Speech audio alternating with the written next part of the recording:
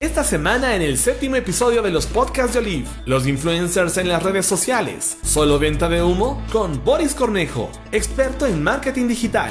El dinero viene como consecuencia de ayudar a los demás. Impacta a millones y los millones llegarán, dicen. Lastimosamente los influencers están centrados únicamente en hacer dinero. Sí. Y curiosamente, a inicios del año 2023, un estudio revelaría que en el top 10 de las profesiones soñadas a nivel mundial está ser youtuber e influencer. Son las dos principales profesiones soñadas.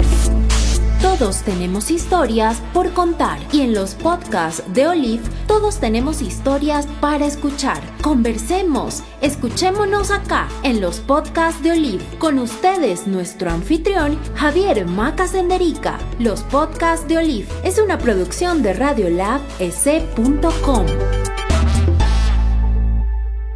¿Qué tal? Mi nombre es Javier Maca Senderica. Esta es una nueva edición de los podcasts de Olive. Estamos en radiolabec.com. Puedes ubicar este podcast principalmente en Spotify.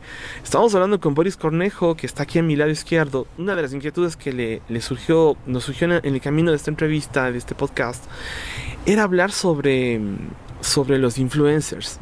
Estos personajes que tienen alguna cosa destacada y de pronto les vemos algunos haciendo stand-up comedy. Les vemos haciendo como algunos bailes, algunas cosas con famosos, comiendo en algún restaurante en boga, pero de pronto Boris nos decía, es tenaz porque asoman, tienen un pico y luego desaparecen.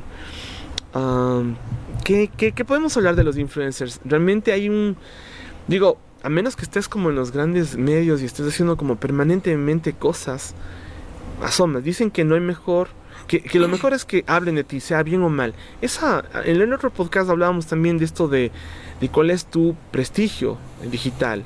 Entonces, Boris, ¿cómo se debería gestionar a estos influencers? ¿Debería haber una escuela de influencers? ¿Cómo una persona puede ser, tener un tema más técnico ahí en esta área? Sí, Javier, de hecho, escuela de influencer lo hay. En China, por ejemplo. Esta es una profesión ya que en China está explotándose durísimo, pero no solamente allá, por ejemplo, el marketing de influencer, sí que ya empieza pues ya a ser algo mucho más didáctico, mueve más de 1.000 millones de euros al año. Solamente en Europa estamos hablando, y vino para revolucionar la publicidad, eso sí, pero no necesariamente todos los influencers son influyentes, y hay una gran diferencia entre ser influencer y ser influyente. No todos quieren trabajar su marca personal. Por ejemplo, ¿qué es ser influencer y qué es ser influyente? Les voy a explicar con un ejemplo. Influencer es aquel que va a comer una pizza en un restaurante y quiere pagar esa pizza con una publicación o un post.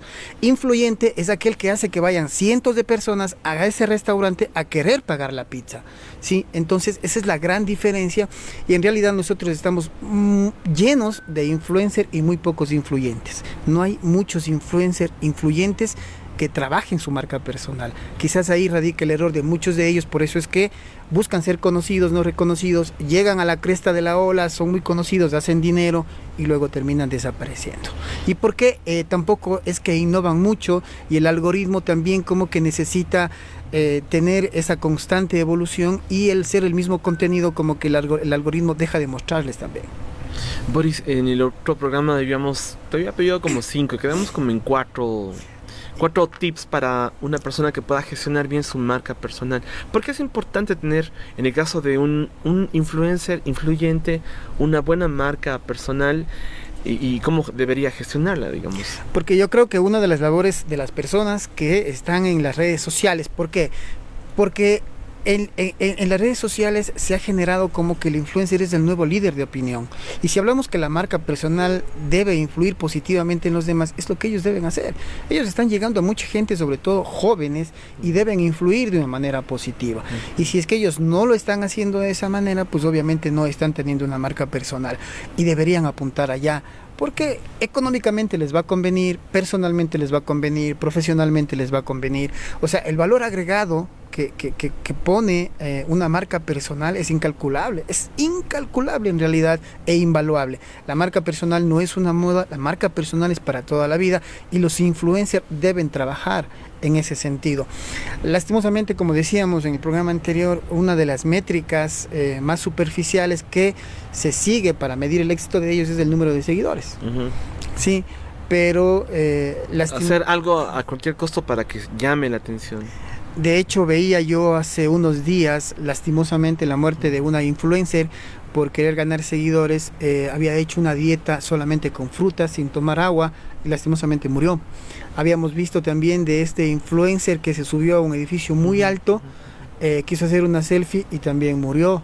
Me comentaban hace un momento que veníamos conversando justamente sobre este tema de aquel influencer que se dio cuenta de que comer mucha comida chatarra le daba seguidores, le daba views, y pues bueno, alguien que era flaco ahora realmente dice que está con un sobrepeso enorme y come montañas de hamburguesas, de comida chatarra, y entonces perjudicando su salud. O sea, a ese punto están llegando los famosos influencers para ganar seguidores y para ganar views. ¿No será que luego dice, ahora voy a hacer dieta para ver cómo me bajo todo esto? Yo creo que es muy complicado en realidad, porque puede ser que ya no le funcione. Sí, esto es mucho prueba y error. En realidad sí estamos expuestos al tema del algoritmo, famoso algoritmo, y el algoritmo también se agota, el algoritmo también se cansa. Es probable que un contenido que nos haya resultado fantástico, con muchos seguidores, muchos views, al paso del tiempo se agota. Estaba pensando en Ernesto Lleras. Él es un teórico, realmente es el primer ingeniero colombiano que fue al MIT en Estados Unidos. Recibió una beca del Estado y él volvió a Colombia en la década del 70, después de estar en una élite así de ciencia, de tecnología, y cuando volvió, él se dio cuenta que lo que le gustaba era trabajar con las personas y no con las máquinas. Y menciono este caso porque entonces entre sus cosas él comenzó a dar clases de programación y de ingeniería para no ingenieros y no programadores de computadoras. Menciono esto porque entonces Ernesto dijo, hola Silvia, en este caso Ernesto decía, si tú no haces lo que es tu vocación esencial, no vas a ser feliz. Y él se dio cuenta que su vocación esencial no era hablar con las máquinas, sino hablar con las personas. Y de hecho él creó una cosa que se llama en Colombia comunidades de aprendizaje, junto con Ángel Gutiérrez. Entonces él hablaba no de la enseñanza, sino del aprendizaje. El aprendizaje que es un poco más vertical. Yo aprendo de ti, tú aprendes de mí. Yo estoy aprendiendo mucho este momento de Boris Cornejo. Y digamos, y también en cambio la enseñanza es, yo te digo que esto debes aprender y memorizártelo y ya, se acabó.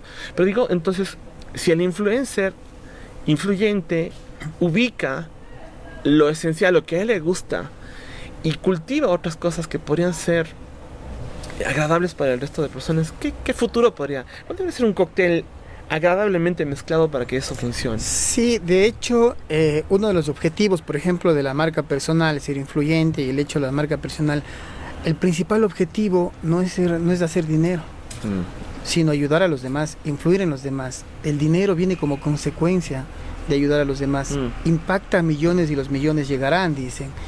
Lastimosamente los influencers están centrados únicamente en hacer dinero. Hacer los millones. En hacer los millones. Y curiosamente, a inicios del año 2023, un estudio revelaría que en el top 10 de las profesiones soñadas a nivel mundial está ser youtuber e influencer. Son las dos principales profesiones soñadas. Recuerden que ahora esto de influencer ya es la profesión del siglo XXI, dicen. Y Latinoamérica y Ecuador no se queda atrás. ¿Sí? Aquí sí los jóvenes piensan o sueñan dentro de las profesiones, en el top 10, ser TikToker, youtuber e influencer. Y quizás no es tan descabellada tampoco la idea, porque no necesita tener maestría, PhD, título de tercer nivel, a lo mucho quizás acabado el colegio, ni aún así. Simplemente se necesita creatividad, un teléfono, saber algo de tecnología para edición y lanzarse. Y quizás tú tienes suerte y lo haga. No todos tienen la suerte, no todos pueden ser influencers, eso sí. A no todos les va a llegar el dinero. Y no es que tampoco uno se pueda hacer millonario con el momento que tiene ya acumulado muchos seguidores. Es muy difícil, por ejemplo, en el caso de Ecuador, ser TikToker y que la plataforma te pague por eso, porque es primeramente el país. O sea, una cosa es cuánto te paga por ser Ecuador y otra cosa es cuánto te paga por ser Estados Unidos. Por decirte algo, en Ecuador podrán pagar 10 centavos por cada publicidad que te muestren y en Estados Unidos te pueden pagar 2, 3 y 4 dólares. Entonces es muy complicado en realidad, pero a lo que apuntan los influencers es el hecho de las marcas, es a que las marcas les contraten, el tema del marketing de influencer en general. Entonces lo que se apunta es directamente para allá. Hay un cantante ecuatoriano que se llama Guanaco, no sé si lo ubicas a Guanaco. Guanaco, él hizo un acuerdo con Adidas y la noticia era que era el primer músico ecuatoriano que había llegado a un acuerdo comercial con Adidas para lucir prendas de Adidas, zapatos de Adidas en sus videos. Entonces digo, si el deseo es como las carreras, ¿no? Digamos, en las carreras estamos ahorita, por cierto, en la Universidad de Cuenca, en uno de los, junto a la posterior de nosotros está la Facultad de Filosofía, al frente está la Facultad de Ciencias Químicas, que ya no es la de Ciencias Químicas, se cambió, creo, pero aquí está, digamos, estamos en la sede de acá. Y algunas carreras son más apetecidas que otras, lo que ha dicho Boris, deseamos, pero ¿hasta qué punto, digamos, Boris, esta improvisación? Tú hablas de que en China están teniendo escuelas de influencers. Y me parece que había visto que el mismo gobierno estaba como tomando cartas en el asunto para que los contenidos no sean altos. Y es curioso que de pronto lo que tenemos para Sudamérica es como muy distinto. ¿Cuál es como la intención detrás de TikTok, de Facebook, en cuanto a esos contenidos que tú dices deberían ser contenidos que ayuden, que tengan un valor agregado educativo como lo que tú estás haciendo, pero de pronto no está sucediendo eso en la vida real? No, de hecho no va a suceder. O sea, entendámoslo desde ese punto. O sea, todas las plataformas digitales son un negocio. O sea, lo que a TikTok, lo que a Facebook, lo que a Instagram, a Meta en general le interesa es que las personas pasen la mayor cantidad de tiempo dentro de la plataforma para que ellos puedan vender su publicidad. O sea, esto es un negocio, por eso es que lo de TikTok, por ejemplo, tiene a tanta gente pasando horas realmente en las redes sociales. Y de hecho yo a veces también me digo como que estoy cayendo en esa adicción de las redes sociales y yo mismo me autoengaño y digo, pero yo trabajo con las redes sociales, tengo que estar en las redes sociales, pero uno sí se da cuenta en realidad de que está cayendo en esa adicción de las redes sociales y la cantidad de tiempo que perdemos cuando podemos ese tiempo ser algo mucho más productivo. Y a veces es necesario, creo yo, tomarnos un descanso de las redes sociales, del teléfono, del celular. Creo que mentalmente nos ayudaría muchísimo. Bueno, es interesante tu análisis, pero pensando en estos contenidos de los que hemos hablado ya en estos dos programas, estaba pensando en un fenómeno. O sea, me parece un fenómeno tal vez por la etiqueta. Es un poco, hablaba con otra amiga, con Karina López, y le preguntaba yo a Karina cuál es la diferencia entre curiosidad y morbo. Y yo le decía que para mí era como un tema ético, el tema de el morbo, la diferencia está en lo ético, porque todos somos curiosos. Otra amiga me decía, ¿sabes qué, Javi? Tiene que ver con tu autopercepción, tal vez tu reflejo en ese contenido. Y hablábamos de un contenido que se llama Poesía Ecuatoriana. Y en Poesía Ecuatoriana, para mí, Boris, y ahí voy a otro tema que es el de los podcasts. Para mí, Poesía Ecuatoriana en TikTok viene a ser un micro podcast porque tiene una historia que consta de un inicio, de un nudo y de un desenlace, digamos lo más básico en ese aspecto, pero resulta, Boris, que estos contenidos, estos micro podcasts a los que yo le llamo así, se está construyendo una categorización de los podcasts, pero me parecería que, ¿por qué le pongo en el nivel de podcast? Porque le han puesto música, le han puesto además de eso unas tomas que dependiendo de la ciudad donde estés, te ponen tomas de Cuenca o de Quito o de Guayaquil especialmente. La música es música clásica, entonces digo, parece que esto tiene un sabor de podcast que es como lo novedoso, que no es nuevo. 2004 no es nuevo, está antes de TikTok, pero el medio del audio, y además te sugieren que si vas a grabar un podcast lo hagas como lo estamos haciendo ahorita, que es en video también. Pero ¿cuál es tu percepción, digamos, estos en cuanto a si es curiosidad, es morbo o un autorreflejo? Y estas narrativas que estamos creando ahora para audio y en video. Son dos preguntas, pero vamos con la primera. Yo creo que hay de las dos. Yo creo que hay curiosidad y también yo creo que hay morbo. Hay de las dos definitivamente, y la plataforma se presta para eso. La plataforma te muestra contenido para aquellos que son curiosos y para aquellos que también tienen morbo.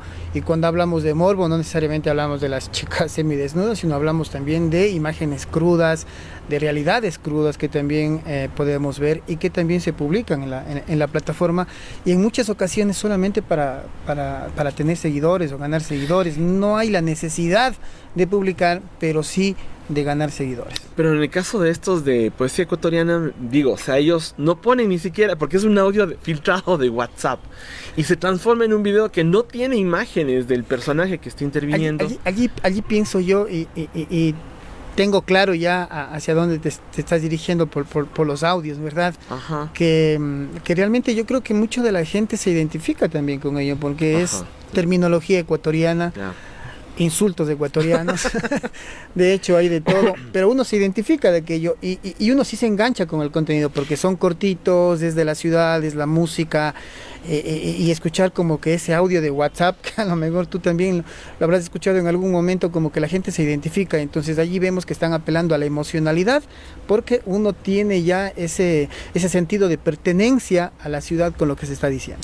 Vamos con los podcasts, aprovechando de que hemos mencionado en el último podcast que estábamos grabando, les recomiendo, yo me comí 3 capítulos de los que ustedes han hecho, con Pasos, hablando de David cine, Pasos, con David sí. Pasos, casi digo Julio Pasos, que es otro, es un escritor ecuatoriano que también tiene temas, tiene un libro de recetas.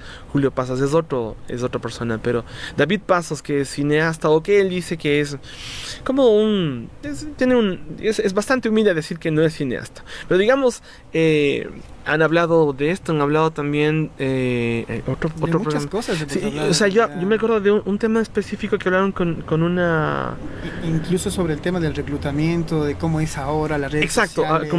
con María Rosa. Morales. Con ella hablaron ustedes cómo tú debes presentar tu currículum vitae. O sea, digo, que ya no se llama así, sino se llama hoja de vida, y que debe ser máximo en una hoja 4, y un montón de cosas súper interesantes, valor educativo, como decía, nos decía Boris. Pero Boris, pensando en eso, ¿cómo llegaron a ese acuerdo con Unción Televisión, que es un canal tradicional de televisión? Digo, ya tradicional, porque tiene como 20 años o más. Está cumpliendo 20 años, de hecho. 20 años que ya están al aire en Cuenca, una ciudad que decían, pero es que Unción va a morir. O sea, Telerama no es nada porque se fue a Guayaquil, etcétera. Pero Boris, de pronto están ustedes en una alianza y tal vez el canal logró identificar que si hay un contenido de valor en un formato de radio, porque yo les veo a ustedes con un formato, un escenario tipo podcast, y en el estudio de televisión, y el sonido está lindo. O sea, el podcast tiene muchas cosas positivas: buen sonido, buen contenido, buenos presentadores, preguntas interesantes. Digo, tiene como muchos de estos elementos.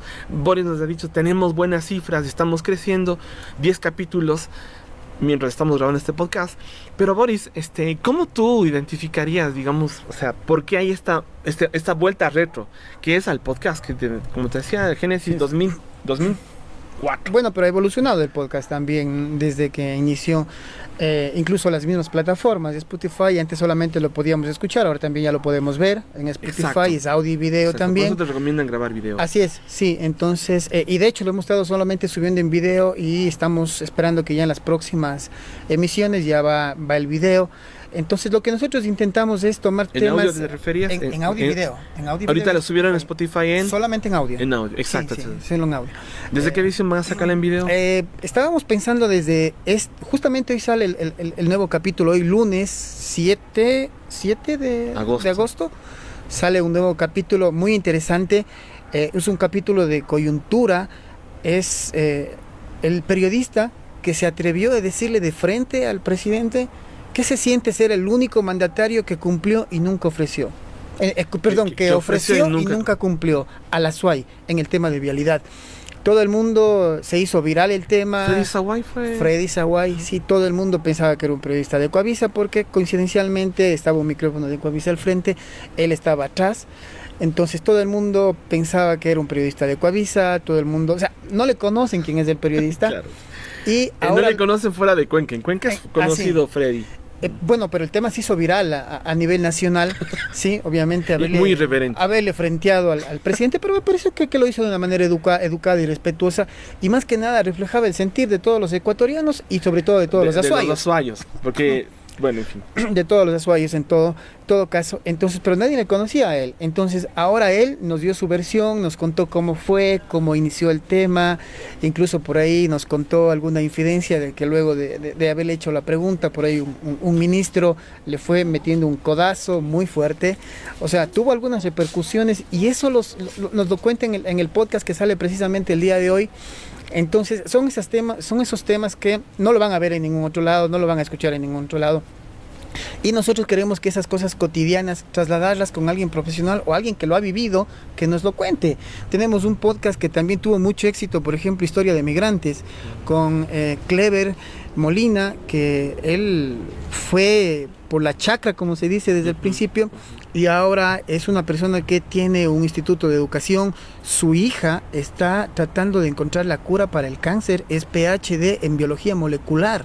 Él es médico, son ecuatorianos, historias de éxito, claro, de ecuatorianos, pero él nos da también y nos cuenta su historia de cómo empezó en el colegio, de cómo cogía el bus, en dónde vivía, era muy pobre, y pues ahora cómo se supo tiene esa historia de superación personal. Entonces, creo que son cosas que le llegan a la gente, se identifica a la gente, y por eso es que el podcast va teniendo ya realmente las cifras que está teniendo ahora. Ya lo mencioné en otro podcast, pero lo voy a volver a mencionar. También se sabe que Spotify, especialmente Spotify, se metió mucho con el tema de podcast. Incluso compró Anchor, que es un editor de audio, que tiene una edición súper básica, no es muy ergonómico para un productor, para serle sincero. Pero sin embargo Spotify ha hecho estas alianzas, estas compras, estas adquisiciones, porque le resultaban más barato. O sea, si tú ya pagas el paquete, Boris, para escuchar Spotify, resulta que si tú te escuchas los podcasts, no estás pagando derechos de autor por escuchar podcasts indexados en la plataforma. Entonces, eso es una ventaja para Spotify. Pero lo que me pareció también súper fuerte es que de pronto YouTube cambió su plataforma. También tiene podcast en ahora. Abril se cambió la plataforma y encuentras ya el ítem en el Google, en el YouTube, el momento de subir, en la consola de YouTube te dice: ¿quieres sumar este video a la plataforma o al index de podcast? Entonces tú te quedas con esa pregunta y puedes comenzar a indexar.